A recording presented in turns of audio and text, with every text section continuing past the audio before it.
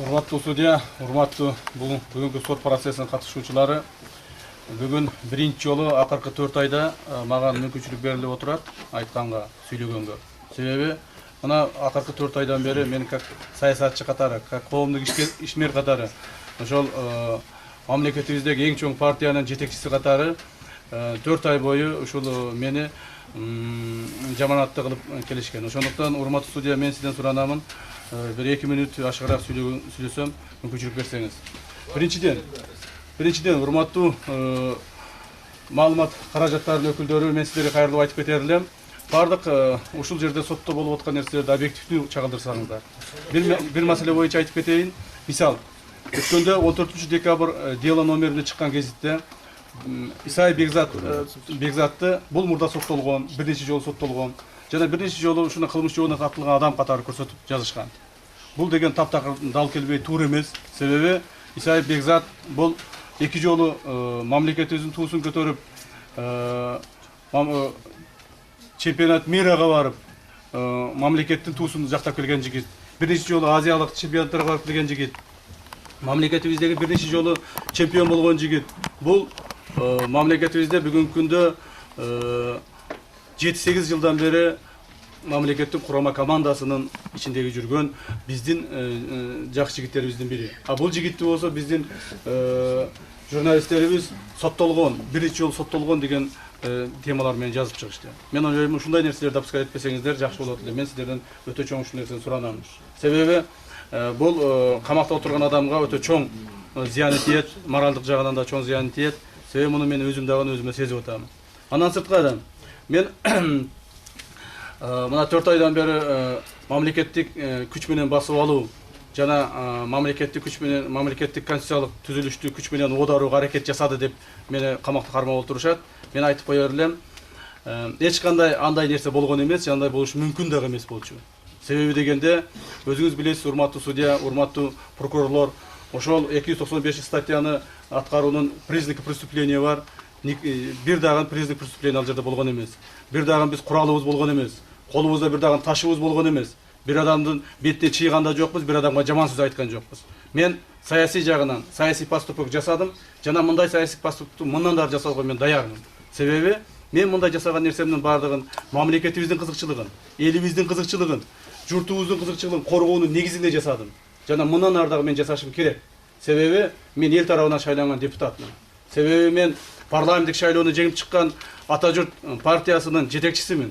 Менин артымда бүгүнкү күндө 100 миң деген шайлоочулар бар. Мен кечээки күнү бүгүнкү бийликте турган Атамбаевдин түздөн түз, бүгүнкү президенттин түздөн түз турган атаандашымын. Ошондуктан урматтуу прокурорлор, урматтуу судья, бул жерде эч кандай ушуга чейин дагы менде ой дагы болгон эмес, аракет да болгон эмес. Мамлекеттик бийликти күч менен басып алууга эч кандай биз аракет жасаган эмеспиз. Ушуга чейин дагы бир нече саясий акциялар болгондо дагы мен ар дайым айтып келгенмин, биз эч качан мамлекеттик бийликти күч менен басып албайбыз. Биз эч качан мамлекетке күч менен же болбосо зордуктоо менен келбейбиз деп келгенмин. Мындан ары да ушундай болот. Кудай буюрса, артыбызда элибиз, журтубуз бар. Биз сөзсүз бийликке келебиз. Биз бийликке келебиз, тынчтык жолу менен келебиз. Биз бийликке келебиз, элдин, журттун, мыйзамдын чегинде келебиз. Ошондуктан, урматтуу судья, бул жерде бизге келтирилген айыптардын бардыгы негизсиз деп эсептеймин. Андан сырткары, мына азыр айтып атышат, эгерде биз урматтуу мына прокурор айыптоочулорубуз айтып атат, чыгарсак, ушул жигиттер качып кетиши мүмкүн жана бекинип калышы мүмкүн деп. Мен качып кетпестен кайрадан ушул бүгүнкү процессти тезирээк бүтүшүнө өзүм кызыктармын.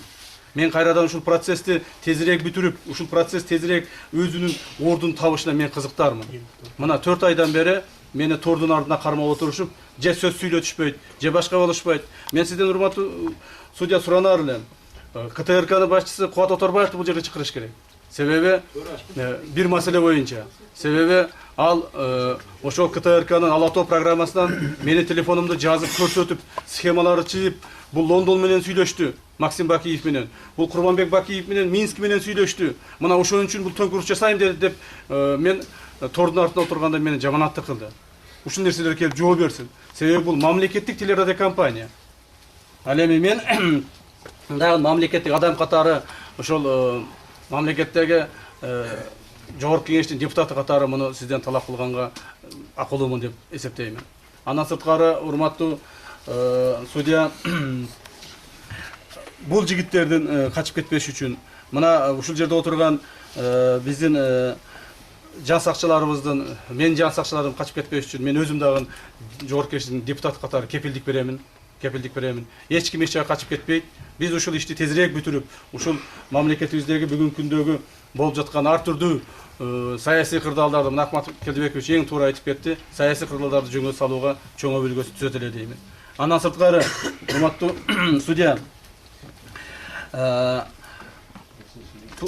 прокурорлордун, урматтуу биздин айыптоочулардын айтып аткандай, бул мыйзам иши, то есть бул кылмыш иши мыйзамдуу козголду деген. Бул иштин мыйзамдуу козголгондугун тарых баа берет. Ал аныктайт. Бул бүгүнкү күн менен чечилбейт. Бүгүнкү күндөгү бийликти эзип турган адамдар менен чечилбейт. Себеби мен дагы бир жолу баса белгилеп айтып кетейин. Бүгүнкү бийликке мен оппонентмин. Бүгүнкү бийликтин мен каршылаштарымын. Алар кандай болсо дагы мени тебелеп, тепсеп, аброюмду түшүрүп, саясий жагынан аброюмду түшүрүүгө аракет кылышат. Колдорундагы күчү менен, колдорундагы прокурорлору менен, колдорундагы түрмөлөрү менен, колдорундагы мына бул решеткалары менен ушу мени сындыргысы келишет. Бирок мен бул решеткалар менен сынбайм. Бул решеткаларга өздөрүнүн отуруп калышын эстен чыгарышпасын. Рахмат, кечиресиздер.